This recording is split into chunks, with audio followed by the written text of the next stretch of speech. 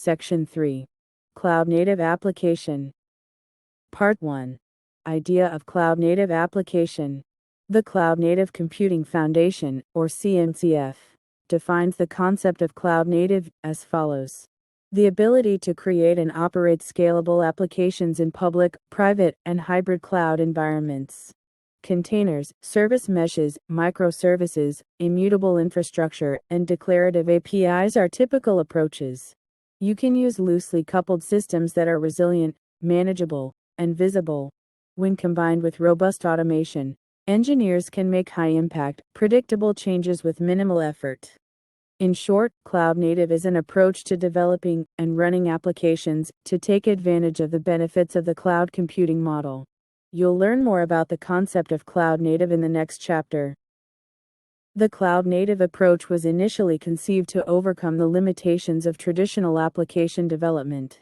The development of IT technology has created an environment where applications and services need to be developed and deployed faster and more efficiently.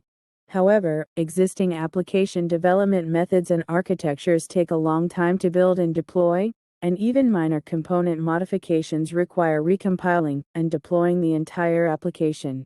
Against this backdrop, cloud-native approaches have emerged and gained traction, enabling cloud computing to increase business agility and productivity by transforming applications, architecture, infrastructure, and development processes across the board. With the rise of cloud-native, it's important to know about CNCF, the Cloud-Native Computing Foundation. One of the key elements of cloud-native is containers, but container technology is very complex, with a mix of technologies ranging from container engines to registry, orchestration, security, network, storage, and application management. The CNCF was formed to address these issues with open-source technology.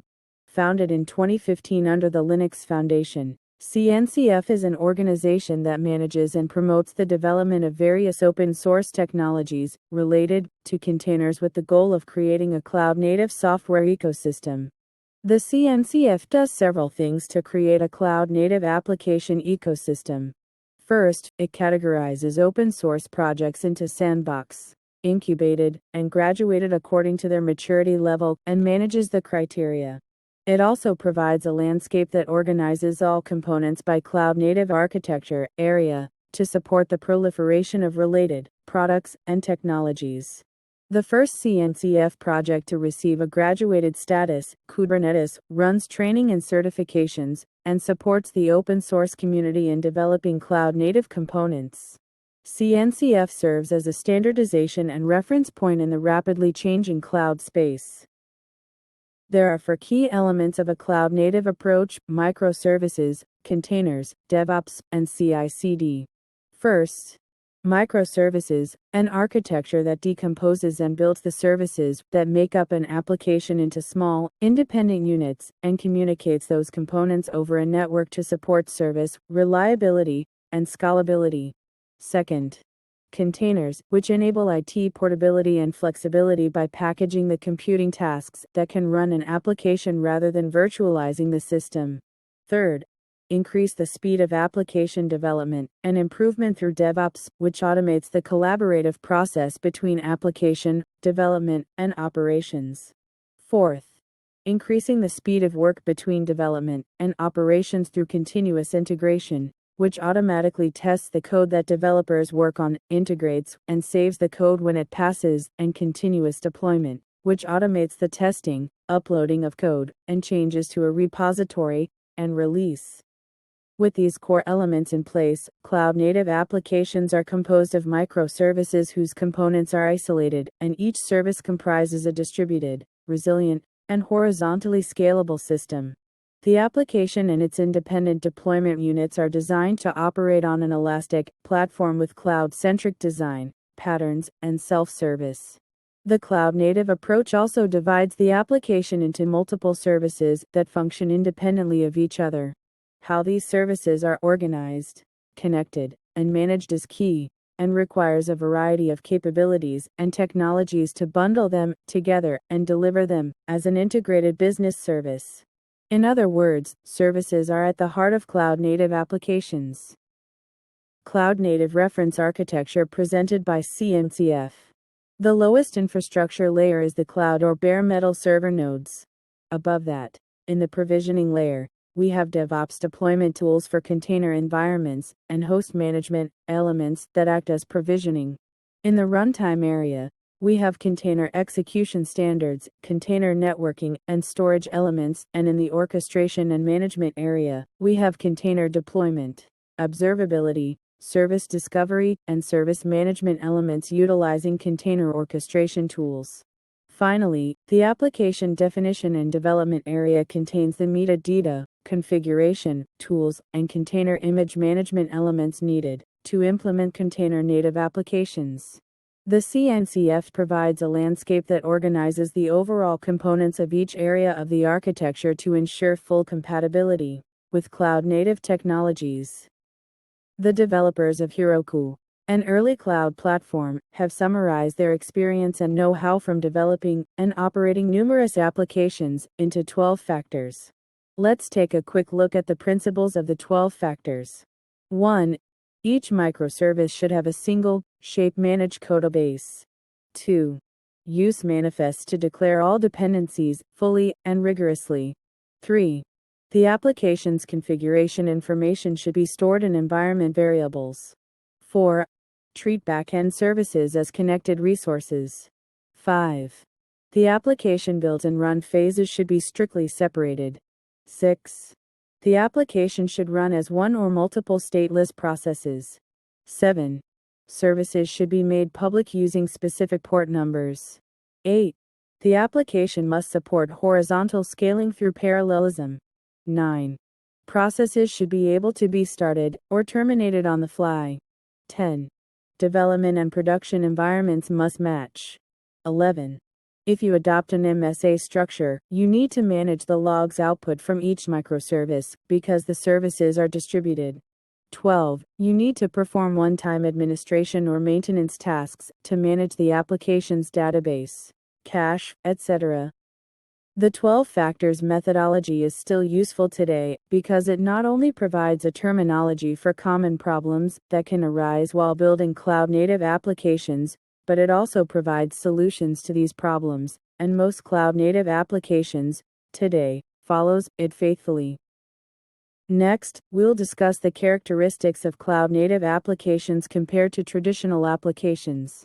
Traditional applications are all about long-term stability. Cloud-native applications, on the other hand, are all about agility, responding quickly to customer and market needs. Traditional applications utilize waterfall development, which makes it difficult to modify them once they move to the next stage, and the team composition is divided into roles, which makes it difficult to collaborate with each other. On the other hand, cloud-native applications use agile development, and teams are organized in a DevOps style, which enables collaboration across development operations, resulting in shorter deployment cycles and continuous delivery.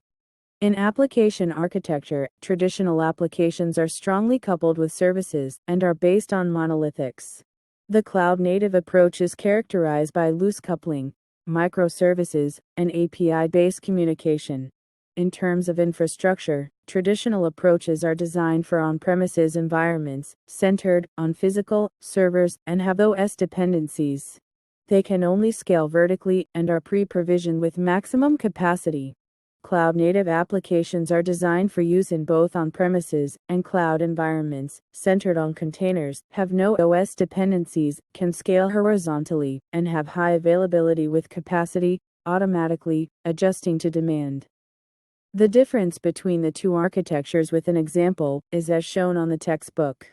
When traffic for a particular task increases, a traditional application architecture scales up the entire server.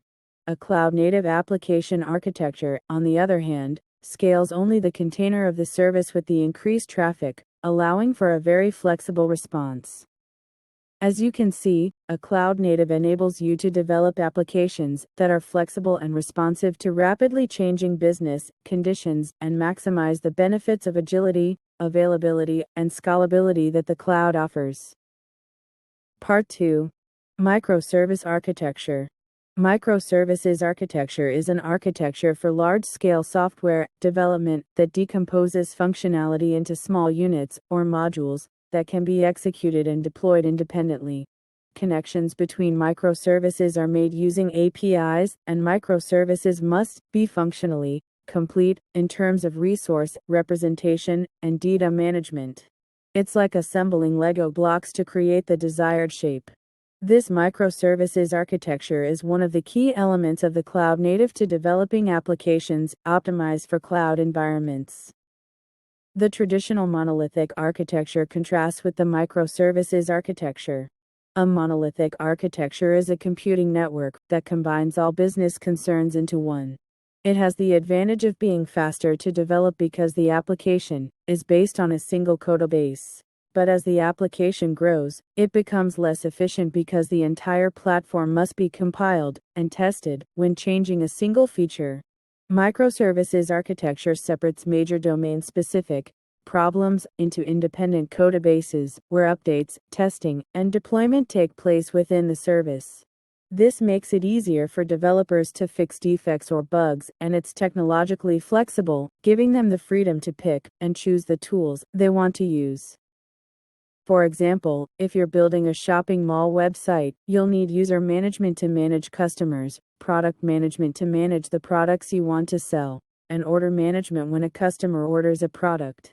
In the case of a monolithic architecture, you'd develop all these features in one project, but in the case of a microservice architecture, you'd make each project a small service for user management, product management, and order management. Then you'd call the features of each service through the REST API. In other words, you'd combine multiple services to implement one feature. Next is the REST API, which invokes the functionality of each service. A REST API is an interface that to computer systems to securely exchange information over the internet. REST is a methodology or convention for addressing resources on the web, giving every resource a unique URI.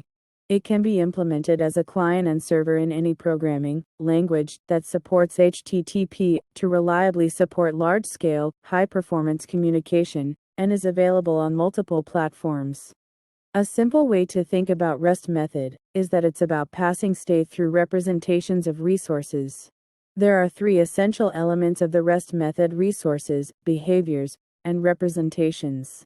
The resource is represented by a URI, which is the only address that represents the location of a particular resource on a given site, while the behavior must be defined by an HTTP method. Finally, the representation is the response to a client's request for manipulation of the resource's state, which can be sent as a file, JSON, XML, etc. The main HTTP methods we use to represent behaviors are POST, GET, PUT, and DELETE. POST creates the requested resource and responds with the URI address if it's a newly created resource. GET retrieves a specific piece of data or list by retrieving information from the requested URI. PUT is used to modify the requested resource.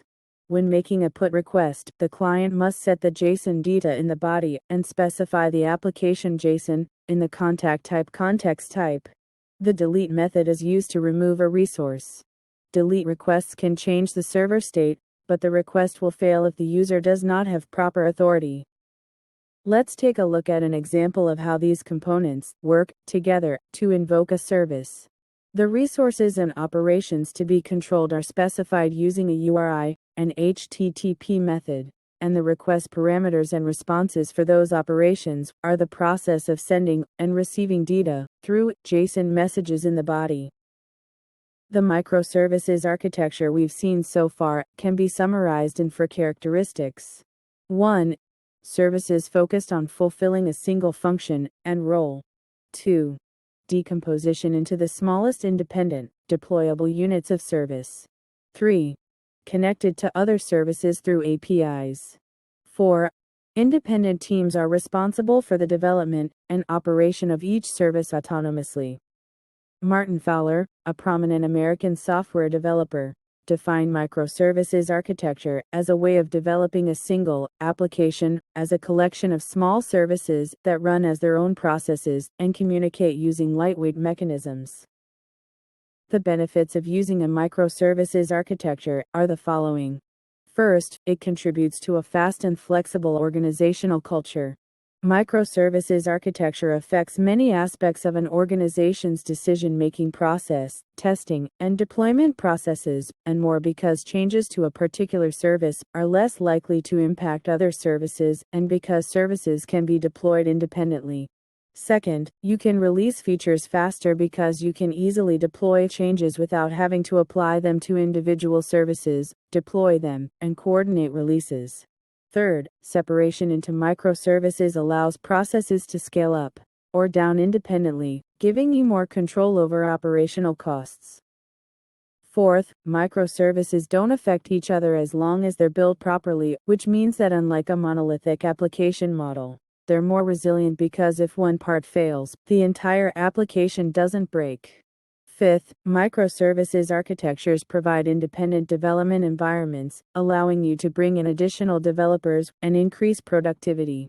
In contrast, in a traditional monolithic system, there is a limit to scaling productivity by simply increasing the number of developers.